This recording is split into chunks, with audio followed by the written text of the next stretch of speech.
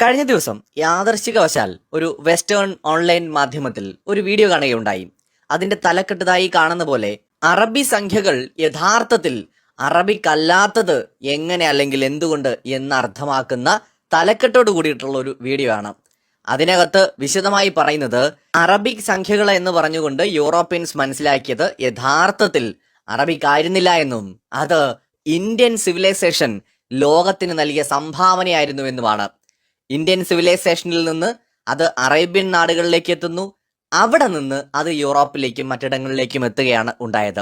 ശരിക്കും നമ്മൾ ഗണിതശാസ്ത്രം പരിശോധിച്ചാൽ, അതിന്റെ ചരിത്രം എടുത്താൽ, സീറോ മാത്രമല്ല, ഗണിതശാസ്ത്രത്തിന്റെ അടിത്തറ തന്നെ പൂർണ്ണമായും ഉണ്ടാക്കിയത് ഇന്ത്യയിലാണെന്ന് കാണാൻ കഴിയും. അല്ലെങ്കിൽ ഇന്നത്തെ ഗണിതശാസ്ത്രം ലോകത്തിന് സംഭാവന ചെയ്തത് ഇന്ത്യയായിരുന്നു. അത് സീറോ മാത്രം ഒതുങ്ങുന്ന ഒന്നല്ല. 1, 2, 3, 4, 5, 6, 7, 8, 9 എല്ലാം ഇന്ത്യയുടെ കണ്ടുപിടുത്തമായിരുന്നു. അതിനപ്പുറം ഗണിതശാസ്ത്രത്തിലെ സങ്കീർണമായ പലതും കണ്ടുപിടിച്ചത് ഇന്ത്യക്കാരായിരുന്നു. പക്ഷെ പിൽക്കാലത്ത് യൂറോപ്യൻസ് പലരും അത് അവരുടെ പേരിൽ ക്രെഡിറ്റ് നേടിയെടുത്തു എന്നതാണ് വാസ്തവം. എന്നാൽ ഇന്ന് എന്തുകൊണ്ട് ഇതൊക്കെ ചർച്ചയാവുന്നു എന്നതാണല്ലോ പലരുടെയും സംശയം. വെസ്റ്റേൺ ചാനലുകൾ, അല്ലെങ്കിൽ നമ്മൾ ഇവിടെ സായിപ്പന്മാരെന്നും വെള്ളക്കാരെന്നും വിളിക്കുന്ന ആളുകൾ തന്നെ ഇന്ത്യയുടെ പുരാതന ചരിത്രത്തെ ആക്സെപ്റ്റ് ചെയ്യുന്നു. ഇന്നത്തെ ഹ്യൂമൻ സിവിലൈസേഷൻ, ഇന്ന് ഈ കാണുന്ന ആർട്ടിഫിഷ്യൽ ഇന്റലിജൻസ് ടെക്നോളജി വരെ നേടിയെടുത്ത് ഇവിടെ വന്ന് നിൽക്കുന്നുണ്ടല്ലോ. ഇതിനെല്ലാം അടിത്തറ പാകിയ സിവിലൈസേഷൻ, അല്ലെങ്കിൽ ഏറ്റവും പുരാതനമായ സിവിലൈസേഷൻ ഇന്ത്യൻ സിവിലൈസേഷൻ, അല്ലെങ്കിൽ നമ്മുടെ ഈ ഭാരതമാണ് എന്ന് ലോകരാജ്യങ്ങൾ തുറന്ന് സമ്മതിച്ചു തുടങ്ങിയിരിക്കുകയാണ്. ഇതൊരു അപൂർവ കാഴ്ചയാണ്. കാരണം നേരത്തെയും എല്ലാവർക്കും ഇതൊക്കെ അറിയാമായിരുന്നു, പലരും പറഞ്ഞില്ല. എന്നാൽ പല വിദേശികൾക്കും ഇത് പുതിയ അറിവുമാണ് കേട്ടോ. നമ്മൾ കരുതരുത് ഈ വിദേശികളെല്ലാം ഭയങ്കര അറിവും പാണ്ഡിത്യവും ഉള്ളവരാണെന്ന്. അങ്ങനെയല്ല. അവർ പഠിക്കുന്ന മേഖലകളിൽ, അവരവർ തിരഞ്ഞെടുക്കുന്ന മേഖലകളിൽ ചിലപ്പോൾ അവർ മികച്ച എക്സ്പേർട്സ് ആയിരിക്കാം. പക്ഷെ ലോക കാര്യങ്ങളെക്കുറിച്ചോ ചരിത്രത്തെക്കുറിച്ചോ മറ്റ് രാജ്യങ്ങളെക്കുറിച്ചോ സിവിലൈസേഷനെ കുറിച്ചോ ഒക്കെ എല്ലാവരും അറിഞ്ഞുകൊള്ളണമെന്നില്ല. അത്തരം അറിവുകളുടെ കാര്യത്തിൽ ഒരുപക്ഷെ ഇന്ത്യക്കാരെ അപേക്ഷിച്ച് വിദേശികൾ വളരെ പുറകിലാണ്. ഞാൻ സാധാരണ ആളുകളുടെ കാര്യമാണ് പറയുന്നത്. ഈ മേഖലയിൽ ഗവേഷണം നടത്തിക്കൊണ്ടിരുന്ന പലർക്കും അറിയാം ഇന്ത്യയിൽ നിന്നാണ് ഇതെല്ലാം ലോകത്തോട്ട് വ്യാപിച്ചത് എന്ന്. പക്ഷെ സാധാരണക്കാരായിട്ടുള്ള വിദേശികൾക്ക് ഇതൊന്നും അറിയില്ലായിരുന്നു. സോ അവർ പോലും ഇന്ത്യൻ സിവിലൈസേഷൻ ഇത്രയും വലിയൊരു സംഭവമാണോ എന്നൊക്കെ തിരിച്ചറിയുന്നത് ഇപ്പോഴാണ്. പലരും ഞെട്ടലോടെയാണ് ഈ യാഥാർത്ഥ്യങ്ങളെ ഉൾക്കൊള്ളുന്നത്. അതായത് ഗണിതശാസ്ത്രത്തിൽ മാത്രം ഒതുങ്ങുന്നതായിരുന്നോ ഇന്ത്യയുടെ കണ്ടെത്തലുകൾ? അല്ലേ അല്ല. നമുക്കറിയാവുന്ന പോലെ ഇന്നത്തെ മോഡേൺ മെഡിസിൻ ഒരു പക്ഷേ യൂറോപ്യൻസിന്റെ സംഭാവന അതിൽ വളരെ കൂടുതലാണ്. പക്ഷെ അതിന്റെയും അടിത്തറ പാകിയതിൽ ഇന്ത്യക്കാരുടെ പങ്ക്, പുരാതന ഭാരതത്തിന്റെ പങ്ക് വളരെ വലുതായിരുന്നു. അതായത് ഇന്നത്തെ മോഡേൺ സർജറി ചെയ്യാൻ ഉപയോഗിക്കുന്ന പല ഉപകരണങ്ങളുടെയും ആദ്യ രൂപം ഇന്ത്യയിലായിരുന്നു രൂപം കൊണ്ടത്. സർജറിയുടെ പിതാവാരെന്ന് ഒന്ന് ഗൂഗിൾ ചെയ്ത് നോക്കൂ, അപ്പൊ മനസ്സിലാവും. എത്രയോ കാര്യങ്ങൾ ഇന്നത്തെ മനുഷ്യരാശി ഇന്ന് കൈവരിച്ച പുരോഗതിയുടെ എല്ലാം തന്നെ മെജോറിറ്റി, എല്ലാം എന്ന് 100% നമുക്ക് ക്ലെയിം ചെയ്യാൻ പറ്റില്ല. പക്ഷെ ഒരു 70 മുതൽ 80% ആരംഭം എന്ന് പറയുന്നത് നമ്മുടെ ഇന്ത്യൻ ഉപഭൂഖണ്ഡത്തിൽ നിന്നായിരുന്നു എന്നതാണ് വാസ്തവം. അതായത് ഗണിതം, അല്ലെങ്കിൽ ആയുർവേദം, അല്ലെങ്കിൽ മെഡിസിൻ, അതുമല്ലെങ്കിൽ നൃത്തം, സംഗീതം, കലാരൂപങ്ങൾ, അങ്ങനെ സവിശേഷമായ പലതും ഇവിടെ നിന്ന് രൂപം കൊണ്ടതാണ്. ശരിക്കും സംസ്കാരങ്ങളുടെ കളിത്തൊട്ടിലാണ് നമ്മുടെ ഈ മഹാരാജ്യം എന്ന വസ്തുത ഇവിടെയുള്ള പലർക്കും പോലും അറിയില്ല. പലരും വെറുതെ തമാശയായിട്ട് കളിയാക്കുകയാണ് സ്വയം. യൂറോപ്യൻസിന്റെ കണ്ടുപിടുത്തങ്ങളിൽ ഭയങ്കരമായിട്ട് ഊറ്റം കൊള്ളുന്നവർ അതിന്റെ എല്ലാം തുടക്കം ഈ നമ്മൾ ചവിട്ടി നിൽക്കുന്ന നമ്മുടെ മണ്ണിൽ നിന്നാണെന്ന് ഒന്നുകിൽ അറിഞ്ഞുകൊണ്ട് അത് അംഗീകരിക്കുന്നില്ല, അല്ലെങ്കിൽ അറിവില്ലായ്മ കൊണ്ട് അത് മനസ്സിലാക്കുന്നില്ല.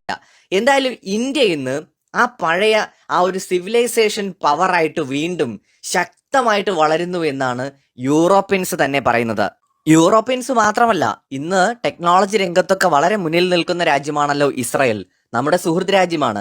ഇസ്രായേലിലുള്ള എക്സ്പേർട്സ് പോലും പറയുന്നുണ്ട്, നിലവിൽ നമ്മുടെ രാജ്യം ആ ഒരു സിവിലൈസേഷണൽ പവർ ഉണ്ടല്ലോ, നമ്മുടെ ആ ഒരു സാംസ്കാരിക ശക്തി വീണ്ടെടുക്കുകയാണ് എന്ന് പറയുകയാണ്.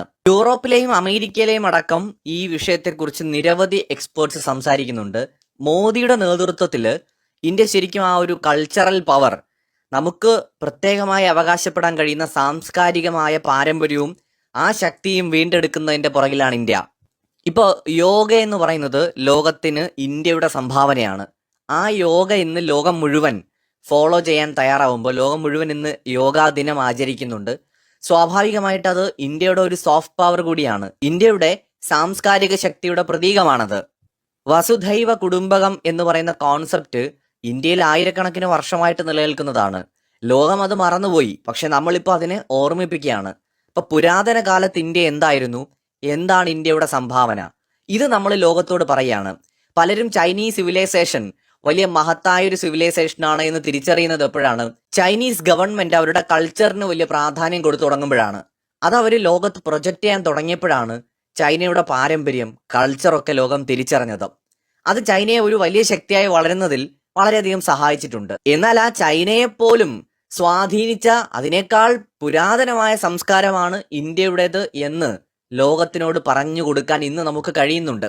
അതിന്റെ ഭാഗമായിട്ടാണ് നമുക്ക് കാണാൻ കഴിയുന്നത് വിദേശികൾ പോലും ഇന്ത്യയെക്കുറിച്ച് ധാരാളമായി സംസാരിക്കുന്നു, ഇന്ത്യൻ കൾച്ചറിനെ കുറിച്ച് അവർ പഠിക്കുന്നു, ചരിത്രത്തെക്കുറിച്ച് പഠിക്കുന്നു.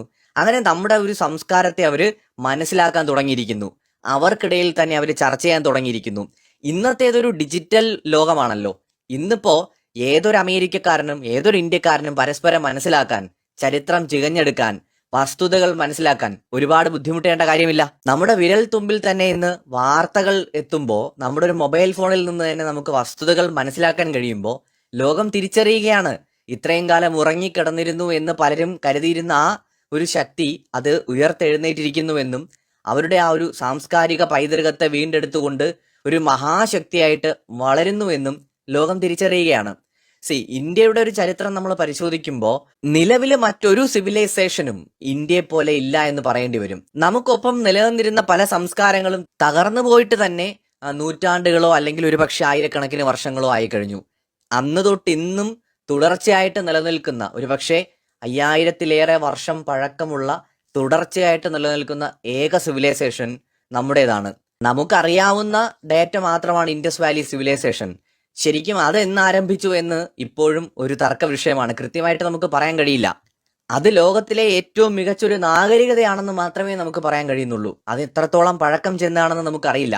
അതുപോലെ തന്നെ അടുത്ത കാലത്ത് നമ്മുടെ വടക്കേ ഇന്ത്യയിൽ രാജസ്ഥാൻ ഉൾപ്പെടെയുള്ള ഭാഗങ്ങളിലൂടെ ഒഴുകിയിരുന്ന ഒരു നദി, സരസ്വതി നദി ആയിരിക്കാം അതെന്ന് കരുതപ്പെടുന്നു.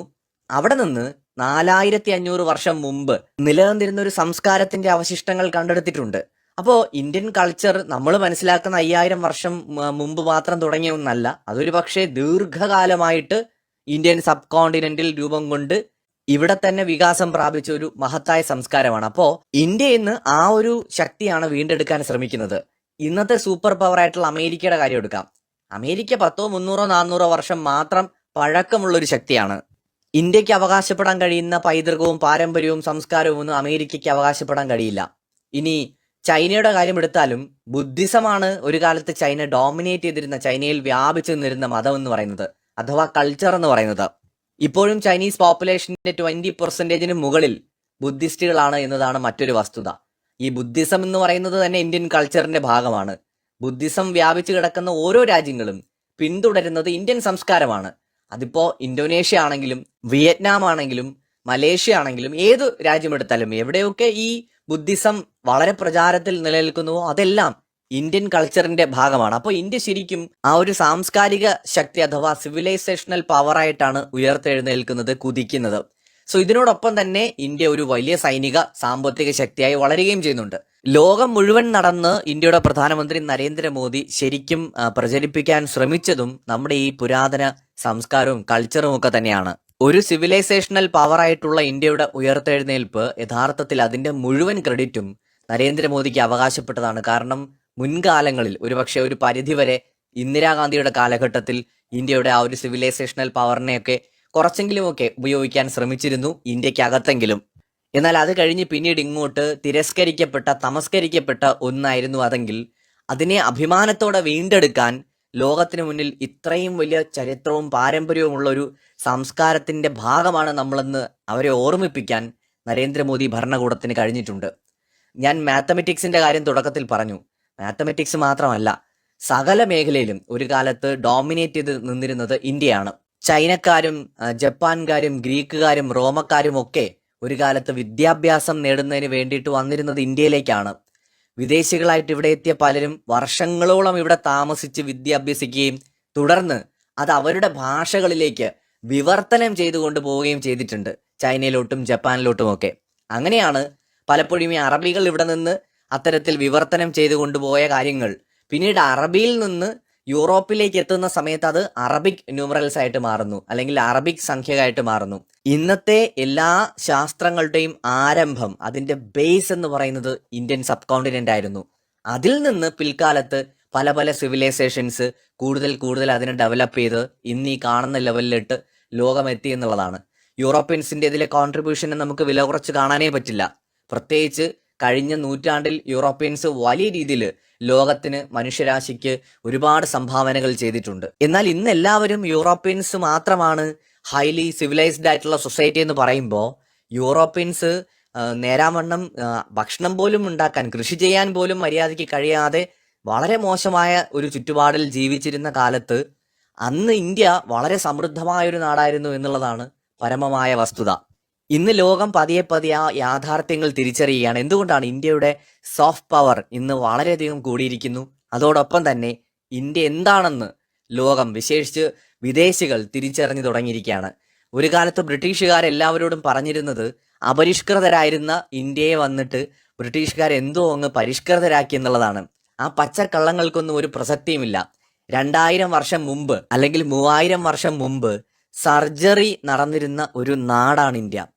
ഒരു സ്വന്തമായിട്ടൊരു ഭാഷ ഉണ്ടാക്കാൻ കഴിയാതെ യൂറോപ്യൻസ് ജീവിച്ചിരുന്ന കാലഘട്ടത്തിൽ വേദിക് ഗ്രന്ഥങ്ങൾ രചിക്കപ്പെട്ട ഒരു നാടാണ് ഇന്ത്യ.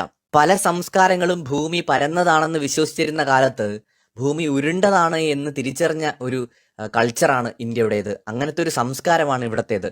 സോ സ്പേസിന്റെ കാര്യമായിക്കോട്ടെ, സയൻസ് ആയിക്കോട്ടെ, മെഡിസിൻ ആയിക്കോട്ടെ, അല്ലെങ്കിൽ ഫിസിക്സ് ആയിക്കോട്ടെ, മാത്തമാറ്റിക്സ് ആയിക്കോട്ടെ, ഏത് മേഖലയിലും എടുത്തു നോക്കൂ, ആദ്യ ഗവേഷണങ്ങൾ അല്ലെങ്കിൽ ആദ്യ കണ്ടെത്തലുകൾ, ഏറ്റവും അധികം വികാസം പ്രാപിച്ചൊരു സിവിലൈസേഷൻ ശരിക്കും ഇന്ത്യയായിരുന്നു. പക്ഷെ പിൽക്കാലത്ത് ബ്രിട്ടീഷുകാർ അവർ ഇന്ത്യ കോളനിയാക്കി ഭരിച്ചിരുന്നത് കൊണ്ട് അവർ ഡോമിനേറ്റ് ആണെന്ന് കാണിക്കാൻ ഇന്ത്യയുടെ കണ്ടെത്തലുകളും നേട്ടങ്ങളും എല്ലാം പൂഴ്ത്തി വെക്കുകയോ അല്ലെങ്കിൽ തെറ്റിദ്ധരിപ്പിച്ച് മറ്റു പലരുടേതുമാക്കി മാറ്റുകയോ ഒക്കെ ചെയ്തിട്ടുണ്ട്, അതിന് ശ്രമിച്ചിട്ടുണ്ട്. പക്ഷെ അതിനെയൊക്കെ മറികടന്ന് ഇന്ത്യ അതിന്റെ യഥാർത്ഥ സാംസ്കാരിക പൈതൃകത്തെ വീണ്ടെടുത്തുകൊണ്ട് ആ ശക്തി ആർജിച്ച് മുന്നോട്ട് പോവുകയാണ്. അതുകൊണ്ടാണ് ഇന്ത്യ ഒരു സിവിലൈസേഷണൽ പവർ എന്നിന്ന് വിളിക്കുന്നത്. മറ്റൊരു വീഡിയോയുമായി വീണ്ടും കാണാം.